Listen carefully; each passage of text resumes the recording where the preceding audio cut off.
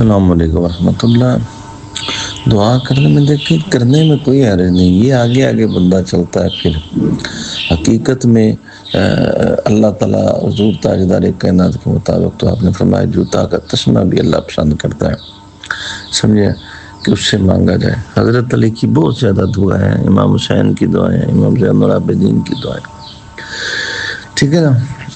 تو کئی دفعہ انسان جب مانگتا ہے تو اس کے اور خالق کے درمیان ایک رابطہ ہوتا ہے جو عبد اور معبود کرتا ہے، ٹھیک ہے نا۔ وہ عشق بھی ساتھ چلتا ہے سارا کچھ۔ جیسے حضرت علی کی گود میں سیدہ زینب تھی تو آپ نے پوچھا بابا جان آپ مجھ سے پیار کرتے ہیں اللہ سے؟ آپ نے فرمایا میں آپ سے بھی کرتا ہوں اللہ سے۔ اس نے کہا تو ایک دل میں دو تو نہیں رہتے، ایک وقت میں دو سے محبت نہیں ہوتی۔ آپ نے فرمایا میں آپ سے اللہ کے لیے محبت کرتا ہوں۔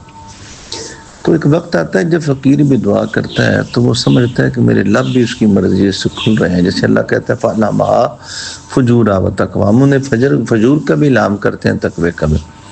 اس لیے دعا بھی کرنی چاہیے۔ ابتدا میں آگے گئے ہوئے صوفیاء کی نقل نہیں اتارنی چاہیے، اپنے آپ کو اللہ کے سپرد کرنا چاہیے، تاکہ یہ نہ ہو کہ جیسا توکل شاہ بالوی کا ایک مرید تھا، وہ نماز نہیں پڑھتا تو کہتا تھا سرکار دونوں دیکھنی نماز ہے، میں کدی نماز پڑھا، کیوں نماز پڑھا، کہ میں نے وحدت الوجود کی بڑی بڑی باتیں۔ ہمیں سب سے بڑی بد نصیبی یہ ہے کہ ہم نے صوفیاء کی باتوں پہ فقیری کر رہے ہیں، یہ ٹھیک نہیں ہے۔ جیسے کہ سلطان العارفین فرماتے ہیں نون نفل نمازہ کم زنانے، یار بندے کے لیے نہیں، یہ امام حسین کے لیے جچتا ہے۔ عام بندے کو حضور کا حکم ہے، اسے وہ پورا کرنا چاہیے۔ سید توکل شاہ بالوی نقشبندیوں کے بزرگ تھے، بس انہوں نے توجہ سے دیکھا تو اس کے گھر میں تکلیفوں نے آن ڈیرا جمایا، رزق ختم ہو گیا، کاروبار ٹھپ ہو گیا، بھوک۔ اب وہ آئے کہ دعا کریں، آپ فرمان تیرے لیے کی دعا کری، تو آپ ہی اللہ ہے، تو کن سجدہ کریں، کیوں سجدہ کریں، یہ کریں وہ، جتنی وہ باتیں کرتا تھا۔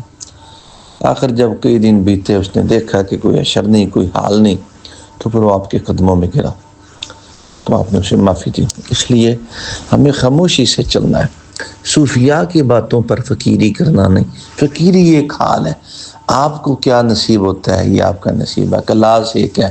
حضور کے صحابہ میں بھی حسب مراتب درجات ہیں، نبیوں میں بھی ہیں، جیسے کہ 1,24,000 نبی ہیں، ان میں سے 313 رسول ہیں، ان میں سے 5 اولو العزم ہیں، ان میں ایک حبیب خدا ہے۔ اس طریقے فرشتوں میں بھی ہیں 4 ملائکہ سب سے اعلیٰ ہیں، جن میں جبرائیل علیہ السلام ان کے سردار ہیں۔ 80 اولیاء میں بھی ہیں، مومنین میں بھی ہیں، ہر ایک کا درجہ ہے۔ کسی کی باتوں کو لے کے، کسی کے درجات کو لے کے خود کے اوپر لپیٹ لینا یہ ٹھیک نہیں انسان کے لیے، ٹھیک ہے نا۔ وہ پھر وہ حال اس کا ہوتا نہیں، منصور نہیں کہا نہ لاکھ، آپ کا وہ حال ہی نہیں، آپ تو خطا کھائیں گے، مار کھائیں گے، پریشان ہوں گے، ظاہر کے بھی اور باطن کے بھی۔ وہ تو ایک حال میں تھا، جب حال میں ہوتا تو اسے کوئی پریشانی نہیں ہوتی، ٹھیک ہے۔ اس لیے آپ دعا بھی کریں، اللہ سے عرض بھی کریں، اور پھر اسے کہیں مجھے اپنا کر، اپنے شیخ کی بارگاہ میں پیش کریں اپنے، تو انشاءاللہ العزیز یہ ایک رستہ ہے۔ تو جب اللہ رستے سیدھے کرتا ہے تو اللہ تعالیٰ اس پہ ایک ڈرائیور شیخ کامل کی صورت میں بٹھا دیتا ہے، اور وہ جو ڈرائیور ہوتا ہے وہ پھر انسان کو منزل مقصود تک لے کے جاتا ہے۔ لیکن سٹاپ بھی آتے ہیں، باتیں بھی ہوتی ہیں، پھر جا کے کہیں ایک وقت آتا ہے پھر انسان خود ہی محب بن جاتا ہے، خود بھی محبوب بن جاتا ہے، خود ہی حب ہو جاتا ہے، خود ہی ذاکر، خود ذکر، خود مذکور ہو جاتا ہے، خود عاشق، خود مشوش ہو جاتا ہے، ٹھیک ہے نا۔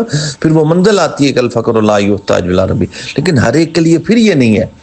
میں یہ سمجھتا ہوں کہ صحابہ کہف کے کتے نے ولایت کے لیے آپ کے ساتھ نہیں چلا، صحابہ کہف کے کتے نے صرف صوفیاء کی، اولیاء کی نسبت اختیار کی، تو اللہ تعالیٰ نے ان کے مقام میں اسے لا کھڑا کیا۔ اللہ تعالیٰ میں سب کامیوں نہ سنو۔